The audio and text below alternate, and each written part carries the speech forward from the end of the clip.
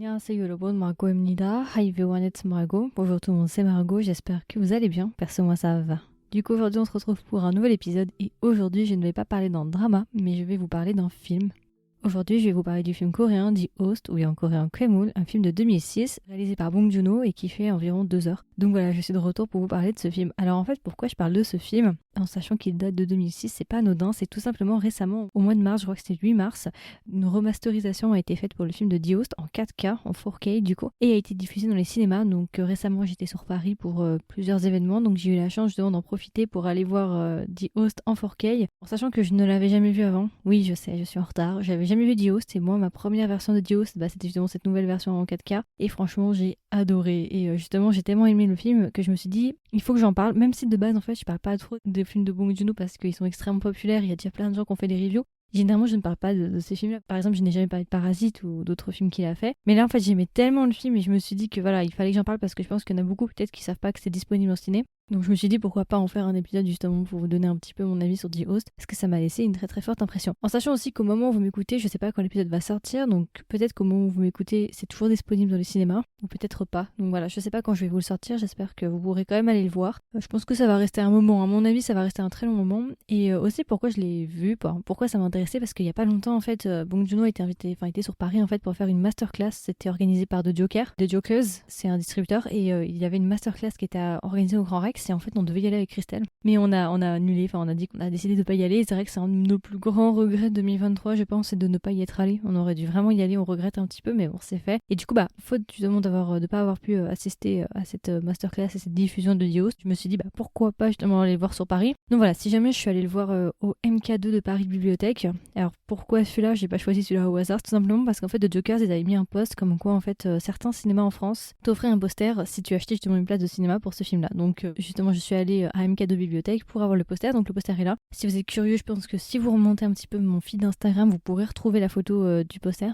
C'est un assez grand poster, c'est à peu près de la même taille je pense que celui que j'ai de Decision to Live. Et il y a plein d'informations aussi au dos. D'un côté c'est un poster et de l'autre côté c'est un peu une brochure avec plein d'informations sur le film et des fun facts et tout. Donc voilà. Donc voilà, c'est l'introduction la plus longue du monde, mais voilà, je voulais vous en parler du coup de cette version remasterisation de The Host que j'ai beaucoup aimé. Alors rapidement, peut-être je vais vous donner le casting pour ceux qui ne connaissent pas The Host et qui sont un petit peu intéressés. Alors en acteurs principaux, vous avez du très très beau casting. Nous avons Song Kang-ho. Song Kang-ho, je pense que vous le connaissez. Il a joué entre autres dans Parasite, le père de la famille pauvre. C'est un acteur extrêmement connu. Il a fait beaucoup de films avec Bong Joon-ho. Et justement là, il était dans The Host. Ensuite, nous avons d'autres acteurs auxquels je ne m'attendais pas nécessairement. Nous avons Beduna. Ouais, Beduna, décidément, cette semaine, la semaine où j'étais sur Paris, j'ai vu Beduna 3 fois. J'ai vu Beduna. Rien à voir. On était présente avec Christelle. On a été invitée à l'avant-première de About Kim So-hee. Et Beduna joue à l'intérieur. Et pour se préparer justement à cette avant-première de About Kim So-hee, on avait aussi regardé The Girl at My Door, toujours de la même réalisatrice que About Kim So-hee, donc c'est Jolie Jang. On avait regardé ces deux films-là avec Beduna. Et encore avant, on avait aussi vu Broker, où elle était justement actrice aussi. Justement, elle était à l'intérieur. Et là, du coup, je l'ai retrouvée une fois de plus sur The Host. Donc, je m'attendais pas forcément à la voir. D'ailleurs, j'ai eu énormément de mal à la reconnaître parce qu'elle n'a pas du tout la même coupe de cheveux qu'elle a ces dernières années. Donc, j'ai eu beaucoup de mal à la reconnaître tout le long du film. J'étais en mode, c'est elle, c'est pas elle, c'est elle, c'est pas elle. Et au bout d'un moment, je me suis dit, non, c'est elle, mais difficile à la reconnaître. Mais j'ai fini par la reconnaître. Et enfin, nous avons un acteur que j'aime beaucoup, c'est Park Hae-il. Alors, Park Hae-il, oui, je vais vous... Pour ceux qui le connaissent pas comme ça de nom, je vais vous donner un petit indice. Il a joué dans Decision to Live. Voilà, l'acteur principal de Decision to Live. Donc forcément, j'étais contente quand je l'ai vu. En plus, il était beaucoup plus jeune. Oui, j'étais très contente. Quand je l'ai vu, je me suis dit, ah mais il est là. J'étais super contente parce que vraiment, voilà, j'adore cet acteur. J'ai adoré Decision to Live. Donc ça m'a fait plaisir de revoir un petit peu des acteurs que j'aime beaucoup et que j'apprécie. Donc ça faisait vraiment plaisir. Et en règle générale, de toute façon, si vous regardez The Host, vous allez reconnaître plein de têtes. Il y a plein de têtes hyper connues. Voilà. Donc voilà, ça m'a fait très plaisir de regarder ce film, de reconnaître un petit peu des acteurs qui à l'époque étaient peut-être moins connus, mais qui sont aujourd'hui vraiment très connus. Ok, donc c'est à peu près tout. Alors rapidement, du coup, pour ceux qui n'ont pas vu The Host, du coup, je vais vous donner le résumé pour ceux que ça intéresse et qui n'ont pas vu The Host. The Host, du coup, ça parle de quoi? Je sais pas vraiment comment on peut le classifier. Je pense qu'on mettrait plutôt dans science-fiction. Certains le mettent dans horreur épouvante. Je sais pas si on pourrait aller aussi loin de dire horreur épouvante, parce que horreur épouvante, c'est vraiment quand je pense à horreur ou épouvante, je pense tout de suite à The Conjuring. J'aurais du mal à la classifier dans horreur épouvante, mais en tout cas science-fiction, oui. Donc en gros, ça va nous placer à Séoul et va traiter une famille, la famille de Gangdu. Gangdu, c'est notre personnage principal qui est joué du coup par Song Kang-ho. Gangdu ainsi que sa famille vivent entre guillemets non loin du Han River. En fait, je sais pas si vous connaissez le Han River, c'est le fleuve qui coupe en deux Séoul et c'est un endroit très populaire justement pour faire des pique-niques, pour aller se promener, ce genre de choses. C'est un endroit très familial, on va dire. Et en fait, on comprend que la famille de Gangdu justement est propriétaire d'un petit magasin qui vend plein de snacks et ce genre de choses. Et en gros, Gangdu, il vit avec son père. d'accord, et avec sa fille. À trois, ils vivent justement dans cet endroit-là, dans ce petit endroit, dans ce petit magasin entre guillemets qui sert visiblement aussi de lieu d'habitation. Et on comprend aussi que Kang-doo est l'aîné de la famille et il a un frère et une sœur. Donc son frère, il est joué par Park Hae-il et sa sœur, elle est jouée par Bae Doona. Et en gros, début du drama, ce qui va se passer, un monstre va apparaître dans Séoul et plus particulièrement au Han River. Le monstre en question qui vit aux abords du Han River va attaquer justement la population et plus particulièrement les personnes qui sont aux abords du Han River, qui sont en train de pique-niquer, faire justement différentes activités. Le monstre va surgir de nulle part et le monstre va malheureusement kidnapper la fille de Kang-doo. Et à partir de là, justement, on va partir à l'aventure, entre guillemets, pour essayer justement de retrouver Yeon-so. Donc cette famille-là, que Bong Joon-ho qualifie lui-même d'une famille de losers, on en discutera juste après, va tout faire, va tout entreprendre pour retrouver leur petite Yeon-so. C'est à peu près tout, je vais pas en dire plus, mais voilà, c'est science-fiction / horreur, parce que ça peut donner un petit peu les vibes de Alien sur les bords avec ce monstre. Donc petit film sympa, petit film de science-fiction, vraiment un film que j'ai beaucoup aimé. Alors c'est vrai que quand je suis allée le voir, en fait c'est un film que plus j'attends, là ça va faire 4-5 jours que je l'ai vu, plus j'attends, plus en fait il grandit dans mon estime. C'est-à-dire qu'au début quand je l'ai vu, c'est un vieux film, vous voyez. Et moi, je suis pas très fan des vieux films et des vieux dramas. En fait, c'est pas ma came. Et en fait, au début, j'étais un petit peu en mode dubitative. Est-ce que j'aime pas. Et en fait, plus les minutes ont passé dans le film et plus les jours passent, plus j'apprécie le film. Et maintenant, j'en suis presque à dire que c'est un de mes films préférés. C'est très étrange parce que ça commençait quand même assez mal. Et vraiment, je sais pas pourquoi, mais le temps fait son travail, entre guillemets. Ça me travaille, on va dire ça comme ça. Et je l'aime de plus en plus, ce film. Et il m'a laissé vraiment une très très forte impression. Alors après, je pense que cette impression-là n'est pas uniquement due au film, mais aussi à l'environnement dans lequel j'ai regardé le film. Parce que comme je vous l'ai dit, je suis allée voir ce film toute seule, du coup je suis allée voir au cinéma MK2 Bibliothèque. Et on va dire que j'ai un très très bon souvenir en fait de ce cinéma-là. J'ai adoré le cinéma. En fait, c'était la salle, si j'ai pas bêtise, c'était la salle 4 pour ceux qui connaissent. Donc c'est la salle qui est tout au fond. Et en fait, moi je connaissais pas du tout ce cinéma-là. Donc quand je suis arrivée, j'ai vu une immense salle. On était peut-être 4 ou 5 dans la grande salle et j'étais vraiment placée tout au fond, dernier rang, pile au milieu. Et vraiment pour moi, c'était une super expérience. Donc quand une personne était censée parler mais qu'on la voyait pas, qu'elle s'assistait derrière la caméra, on entendait le son de derrière nous. Quand une personne parlait à droite, on entendait uniquement à droite. Et ça, j'ai adoré. Il y a plein de choses, je pense aussi, qui font que j'ai beaucoup aimé le film. Il y a le film en soi, mais il y a aussi l'expérience autour, donc le cinéma, le fait qu'on était seul, que c'était vraiment très cosy, très... Je sais pas, j'adore, en fait, moi j'aime beaucoup les cinémas, j'adore aller au cinéma, j'adore être dans le noir comme ça quand il y a personne. Et j'aime davantage le cinéma quand je suis seule dans la salle. Et vraiment, j'ai un super bon souvenir de cette journée-là, de ce cinéma-là. Je l'ai adoré, vraiment gros coup de cœur pour ce cinéma-là, vraiment, je l'adore. Je sais pas, il y a un kim, il y a un feeling que j'ai beaucoup aimé. Et l'immersion totale, l'agencement de la salle, franchement, j'ai adoré. J'ai beaucoup trop aimé justement l'agencement du son comme c'était fait. Chose qu'on n'a pas souvent, moi, c'est vrai que j'ai pas l'habitude de voir des films justement avec une immersion à 360 degrés au niveau du son. J'ai souvent l'habitude d'aller dans les pâtés et les pâtés ils font pas ça. En tout cas, je m'en suis jamais rendu compte, ça m'a jamais choqué en fait. Je me suis jamais dit ah le son vient de derrière, ah le son vient à gauche, à droite, jamais. Donc je sais pas, peut-être que Pâté devrait prendre des leçons. Je pose ça là. Non mais voilà, c'est en tout je pense, c'est le cumul de plusieurs facteurs qui fait que j'ai beaucoup aimé ce film. Donc voilà, franchement, petit coup de cœur comme vous commencez à le comprendre. Vraiment j'ai beaucoup aimé ce film. Aussi, quelque chose que j'ai beaucoup aimé, c'est des très très bons acteurs. Comme je l'ai dit, c'était une grosse surprise de voir Bae Doona et Park Hae-il à l'intérieur. Autant Song Kang-ho, je savais qu'il était à l'intérieur, donc pas de grande surprise. Par contre, vraiment Bae Doona et Park Hae-il, j'ai passé un super bon moment à les voir. Ça m'a fait vraiment plaisir de les revoir et c'est vraiment un casting de folie en fait. Quand tu regardes ça avec un œil de 2023, tu te dis mais waouh quoi, comment ils ont fait. C'est incroyable de pouvoir les voir les trois à l'écran, c'est quand même assez incroyable. C'est un casting qu'on aurait du mal à avoir maintenant. Quand même, c'est plus compliqué maintenant d'avoir autant d'aussi bons acteurs d'un coup sur une seule image entre guillemets. Donc voilà, ça m'a fait vraiment plaisir de revoir ces acteurs. Je trouve que en règle générale aussi, parce que moi je suis quelqu'un qui est assez habitué en fait des films d'horreur. Je m'y connais assez en films d'horreur, vraiment, même pas mal en fait, et j'en ai beaucoup vu quand j'étais plus jeune. Et c'est vrai que c'est un genre que je ne regarde plus, les films d'horreur épouvantes. C'est vraiment un genre maintenant qui m'épuise en fait, et j'ai plus vraiment d'intérêt parce que c'est souvent du vu, du re-revu, pas vraiment de renouveau, et je trouve que c'est souvent la même chose et très prévisible. Et bah ici c'est pas le cas. Ici vraiment j'ai été agréablement surprise au niveau du pacing, au niveau du rythme et aussi au niveau des jumpscares. Vraiment les jumpscares c'est quoi? C'est des moments justement où le personnage est en train de marcher et d'un coup il y a un monstre qui apparaît ou quelque chose qui apparaît. C'est ça un jumpscare, c'est le fait de te faire sursauter. Et en fait j'ai beaucoup aimé la gestion des jumpscares parce que les jumpscares ont 99% du temps fonctionné sur moi. C'est-à-dire que vraiment je sursautais et je me faisais surprendre à des moments auxquels je m'attendais pas. Je trouve que ce n'était pas du tout prévisible. Genre le comportement du monstre, l'apparition du monstre et les jumpscares dans les moments calmes par exemple n'était pas vraiment prévisible, en tout cas pas pour moi, et j'ai eu l'agréable surprise de sursauter à plusieurs reprises et de me dire putain je m'y attendais pas. Donc ça fait plaisir parce que je pense que c'est un bon signe étant donné que j'ai vu beaucoup de films d'horreur. Si celui-là arrive toujours à me faire sursauter, à me surprendre, c'est que quand même il est de très très bonne qualité, ou en tout cas il gère très très bien cet aspect-là, donc ça c'est un point positif. J'ai beaucoup aussi aimé la 4K, la 4K, du coup je trouve qu'elle était vraiment pas mal et je trouve que le monstre fait pas trop cheap en fait, parce qu'il est 2006 quand même, hein, ça me remonte à quand même à un sacré moment. Et franchement, je trouve que la 4K n'a pas du tout abîmé, entre guillemets, ou endommagé en tout cas l'aspect un peu monstre. Et je trouve que le monstre fait assez cohérent en fait. Sauf vers la fin, il y a une petite scène où je me suis dit, mais bon, en vrai, je lui en veux pas parce qu'il a de 2006, on peut pas non plus être hyper exigeant. Je trouve que déjà pour 2006, c'est déjà vraiment pas mal du tout, je trouve en tout cas. Donc voilà, vraiment pas du tout gênant. La CGI était plutôt bonne et cette adaptation en 4K était vraiment pas mal, beaucoup mieux que ce que j'attendais. Donc ouais, franchement, pépite. Si vous avez vu l'ancienne version, la version originale, et que vous avez jamais vu la version 4K, je vous encourage à aller la voir. En fait, The Host, au-delà juste d'être un film science-fiction et horreur épouvante, il est aussi porteur de pas mal de messages. On va en discuter juste après dans les fun facts entre guillemets.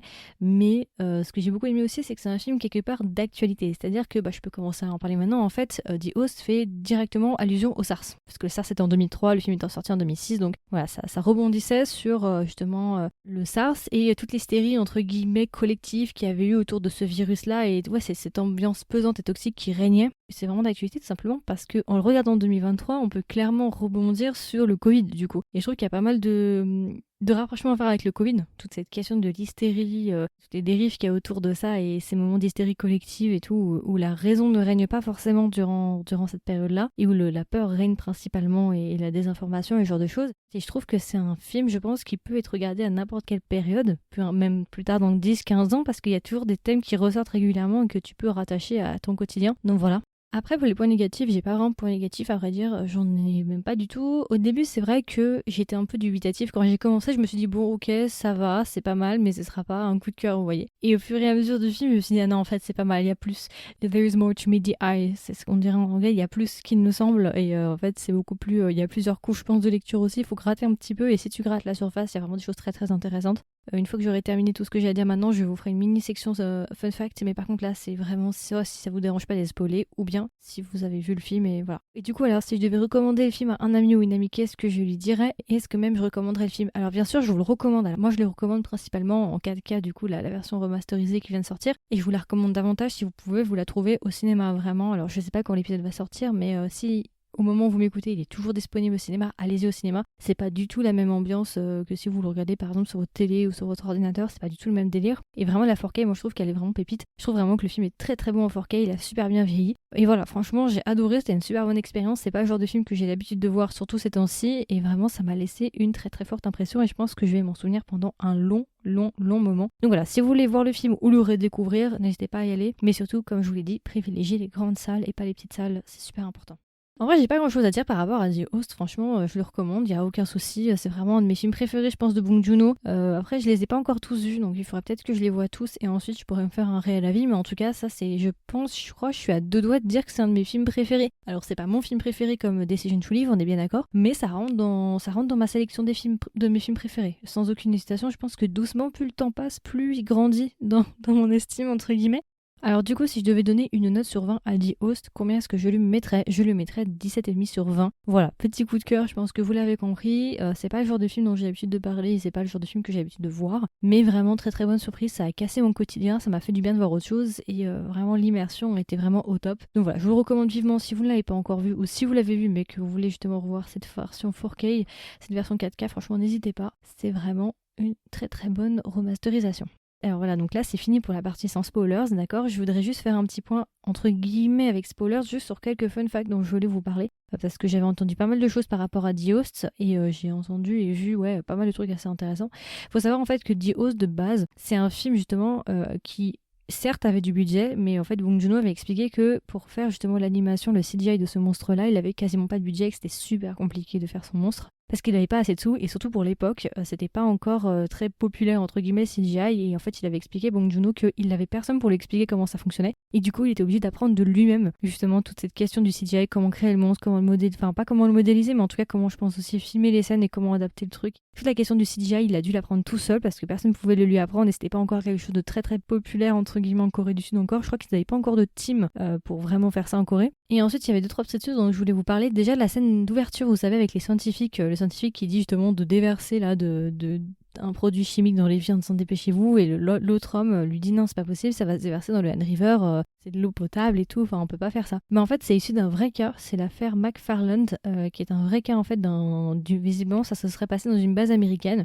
Je connais pas son grade, mais en tout cas, il aurait ordonné justement de déverser des produits chimiques dans le Han River et que justement, juste après, il serait parti de la Corée du Sud et qu'il aurait jamais été inculpé pour ce qu'il a fait. Voilà, parce qu'on nous explique en gros que le Han River, c'est la principale source d'eau potable de Séoul. Visiblement, c'est quelque chose qui a vraiment eu lieu. Donc déjà aussi, je trouve que c'est quelque chose d'assez intéressant parce que dans un sens, c'est un message un peu engagé, vous voyez, pour une fois que les Américains sont un peu mal vus, ou en tout cas ont une mauvaise image, ou voilà, il y a un petit truc, vous voyez, il y a un petit clin d'œil en mode, voilà, les Américains, vous n'êtes pas toujours les sauveurs. Et je trouve ça assez intéressant, puis le mettre aussi en scène d'ouverture pour ensuite expliquer justement la naissance et la création de ce monstre-là. Je trouve ça assez malin d'avoir utilisé une vraie affaire, un vrai cas, pour justement introduire notre histoire qui, elle, est fictionnelle. J'ai beaucoup aimé, je trouve que c'est assez smart, ça fait un peu une pierre deux coups. Je vous ai parlé précédemment de l'affaire du SARS, donc voilà, c'était une allusion aussi au SARS, toute l'hystérie qu'il y a justement avec notre personnage là qui va se faire enfermer, et après les scientifiques disent qu'en fait il n'y avait jamais eu de virus, mais ils vont quand même lui faire plein de batteries de tests, et ce genre de choses. Donc là à l'époque c'était principalement visé pour le SARS, mais je pense qu'aujourd'hui on peut faire un rapprochement aussi avec le Covid. Et enfin, je savais pas, parce que il faut le savoir quand même, vous savez la scène de fin où un des frères, du coup le frère qui est joué par Park Hae-il, balance des espèces de cocktails Molotov avec des bouteilles de soju sur le monstre. En fait c'est un message entre guillemets qui fait allusion en fait à la lutte contre la dictature en Corée. Vous savez, dans les années 80, c'était une période assez compliquée. Dans les années 80, il y avait tous les mouvements pro-démocratiques. En fait, ça fait allusion à un fait divers qui a eu lieu en juin 1987 où un étudiant en fait à l'université de Yonsei aurait affronté plusieurs policiers tout seul avec des cocktails Molotov. Et en fait, c'est clairement une allusion à ça. Donc en fait, c'est drôle parce que c'est un film voilà science-fiction. Si vous le regardez comme ça, vous vous dites ok, c'est un film de science-fiction avec un monstre qui attaque des gens, qui kidnappent des enfants. Voilà, c'est un film plutôt pour se divertir. Mais en fait, si vous grattez comme je vous ai dit la couche, en fait, vous avez plein de petites anecdotes, des petits clins d'œil, des petits trucs qui sont vraiment tirés de faits réels. Et en fait, il a vraiment puisé dans des affaires sociétales, dans des vraies affaires, dans des faits divers pour alimenter son film qui est un film de science-fiction. Et je trouve ça vraiment intéressant parce que d'une part, c'est un film qui te divertit sur le côté science-fiction, mais si tu vois plus loin, en fait, c'est un film aussi qui t'apprend des choses sur la Corée du Sud et qui est aussi un peu porteuse de messages, entre guillemets. Donc voilà, vraiment petit film très très intéressant que j'ai beaucoup aimé, vraiment j'ai passé un très très bon moment, c'était vraiment une jolie expérience. Je m'attendais pas à grand chose en le regardant, je dois vous l'avouer. Alors c'est vrai que j'avais vu des gens qui disaient que c'était leur film préféré ou ce genre de choses, et je me suis dit ouais ok pourquoi pas, mais je pense pas que ce sera mon cas, et en fait non je comprends parce que je sais pas, il y a une sorte de soft spot de nostalgie quand tu le regardes, il y a un petit truc, il y a une petite tendresse quand tu le regardes, tu dis je l'aime bien, je sais pas pourquoi. Mais je l'aime bien. Il y a quelque chose comme ça. Enfin, je pense que si vous l'avez vu, je pense qu'il y en a certains qui me comprendront.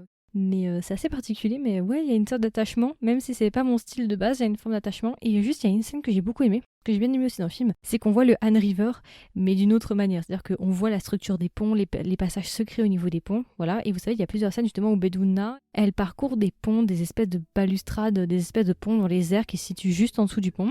Vous avez des espèces de structures où vous pouvez marcher. Et j'ai beaucoup aimé une scène où justement la personnage de Beduna est en train de dormir dans une structure du pont, dans un pylône d'un pont. Il y a un trou et elle sort la tête et c'est une structure orange. C'est un des ponts assez connus en Corée du Sud. Je l'ai pris plusieurs fois quand vous prenez la ligne. Je sais plus si c'est la ligne verte ou si c'est la ligne bleue claire. Je crois que c'est la ligne verte. C'est un pont orange quand vous passez. Enfin voilà, si vous êtes allé à Séoul, vous voyez. Et en fait, je pense que c'est ce pont-là parce qu'elle se réveille dans une structure de pont. Donc vraiment, c'est dans un tuyau un peu en fait. Il y a un trou, elle sort la tête et c'est tout. Tous les tuyaux sont orange. Enfin, tous les poteaux sont orange. Et j'ai beaucoup aimé cette scène. Je trouve qu'elle était très originale. Je m'attendais pas forcément à ça. Et je trouve qu'elle est très très beaux plans, en tout cas des plans intéressants, et j'ai beaucoup aimé justement qu'on découvre un peu plus entre guillemets le Han River, mais pas le Han River qu'on a l'habitude de voir avec les parcs, avec justement la pelouse sur le côté, les enfants qui jouent, ce genre de choses. Non, on voit les égouts, on voit plein de choses, je trouve assez intéressantes qu'on voit pas forcément en fait dans les dramas ou dans les films.